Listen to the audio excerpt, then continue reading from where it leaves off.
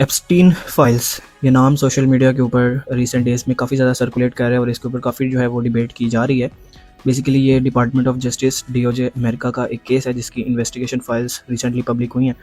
उसकी डिटेल्स हैं और इसको आज एक छोटी सी वीडियो के अंदर कवर करने की कोशिश करता हूँ कि इस केस में ऐसा क्या है, इन फाइल्स में ऐसी क्या चीज़ है जो ये इतनी ज़्यादा डिबेट में जो है वो हो रही है और इसको इतना ज़्यादा डिस्कस किया जा रहा है। तो ये फाइल्स बेसिकली एक American billionaire financier Jeffrey Epstein या जेफरी एप्स्टाइन के नाम के ऊपर बनी है, जो कि एक बहुत ही पावरफुल बंदा था और एक बहुत ही पावरफुल सोशल सर्कल का हिस्सा था। इसके ऊपर इल्ज़ाम ये था कि ये अंडर एज गर्ल्स को जो है अंडर एज लड़कियों को ये रिक्रूट करता था, उनको अब्यूज़ करता था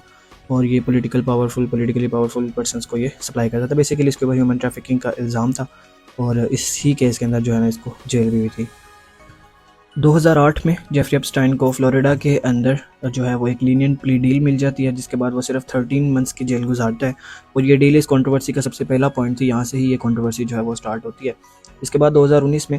जेफरी एप्स्टाइन को फेडरल ट्रैफिकिंग के केस में जो है वो जेल हो जाती है और जेल होने के बाद अपना ट्रायल शुरू होने से पहले ही उसकी जेल में एक डेथ हो जाती है। ऑफिशियल रिपोर्ट्स के मुताबिक तो ये एक सुसाइड थी, बट क्रिटिक्स का कहना ये है कि ये कोई सुसाइड नहीं थी, एक मिस्टीरियस डेथ थी जिसका रीज़न आज तक पब्लिक नहीं किया गया और छुपाया गया है। इस केस की दूसरी पर्सन गिलेन मैक्सवेल थी, जो कि जेफरी एप्स्टाइन की एक क्लोज एसोसिएट थी, जिनको 2021 में ट्रैफिकिंग और ग्रूमिंग माइनर्स के केस में जो है वो कन्विक्ट किया गया था। ये इस केस के दो पर्सन्स थे और इसके बाद जो है वो एप्स्टीन फाइल्स का जिक्र आता है।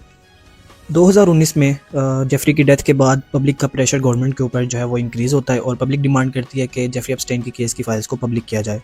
तो 2025 में इस प्रेशर के चलते जो गवर्नमेंट है या डिपार्टमेंट ऑफ जस्टिस है, वो इस केस के कोर्ट रिकॉर्ड्स, विटनेस टेस्टिमनीज और कुछ लीगल चीज़ों को या इमेजेस और वीडियोस को जो है वो पब्लिक कर देती है। बेसिकली इस केस की इन्वेस्टिगेशन फाइल्स को पब्लिक रिकॉर्ड का हिस्सा बना देती है। इसके बाद काफ़ी कुछ सामने आता है। In flight records, witness testimonies और कोर्ट रिकॉर्ड्स के जरिए कुछ इमेजेस, ईमेल्स, फ्लाइट डिटेल्स वगैरह सामने आती हैं, जिससे ये चीज़ ज़ाहिर होती है कि कुछ पॉलिटिकल लीडर्स, कुछ रिलीजियस लीडर्स, एक्टर्स, सिंगर्स का इनडायरेक्टली और डायरेक्टली जेफरी एप्स्टाइन के साथ कनेक्शन जो है वो इस्टेब्लिश होता है। जेफरी एप्स्टाइन जिसके ऊपर का इल्ज़ाम था और वो कन्विक्ट भी था, तो इनडायरेक्टली और डायरेक्टली इन फेमस पर्सन्स का जो कनेक्शन है वो जेफरी के साथ जो है वो साबित होता है और समहाउ आप कह सकते हैं कि ये भी उनके साथ शामिल थे। बट इस केस में इस फाइल्स में नाम आने का मकसद कोई क्राइम साबित होना नहीं है, ये एक जस्ट लीगल टेस्टिमनी के रेफरेंसेस होते हैं। बट इससे इन पर्सन्स की जो इमेज है उसके ऊपर बहुत ज़्यादा फ़र्क पड़ा है और काफ़ी हद तक लोगों के दिमागों में भी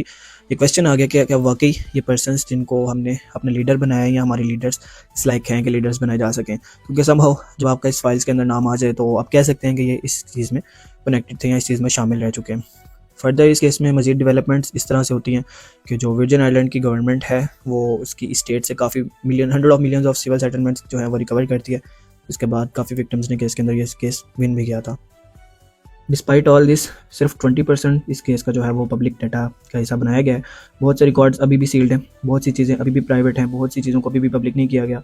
और शायद इसीलिए अवाम ने जो है इसको एक सिर्फ क्रिमिनल केस नहीं लिया बल्कि एक पावर, प्रिविलेज और अकाउंटेबिलिटी की एक स्टोरी माने। और सिर्फ इसी वजह से एप्स्टीन फाइल्स एप्स्टीन की डेथ के 6 साल बाद आज भी बहुत ज़्यादा सर्कुलेट कर रही हैं और बहुत ज़्यादा जो है वो एक कंट्रोवर्सी का हिस्सा है। ये फाइल्स या ये केस हमें ये बताता है जब पावर और इन्फ्लुएंस जो है वो इंक्रीज़ हो जाती है तो अकाउंटेबिलिटी का जो क्राइटेरिया है वो डिक्रीज़ हो जाता है। आपने देखा कि इस केस में जितने भी फेमस पर्सन्स, फेमस लीडर्स या famous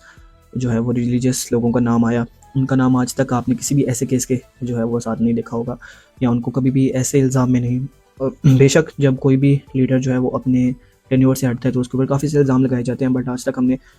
US president bill Clinton, उसके बाद Donald Trump, pop John Paul II, इनका नाम हमने आज तक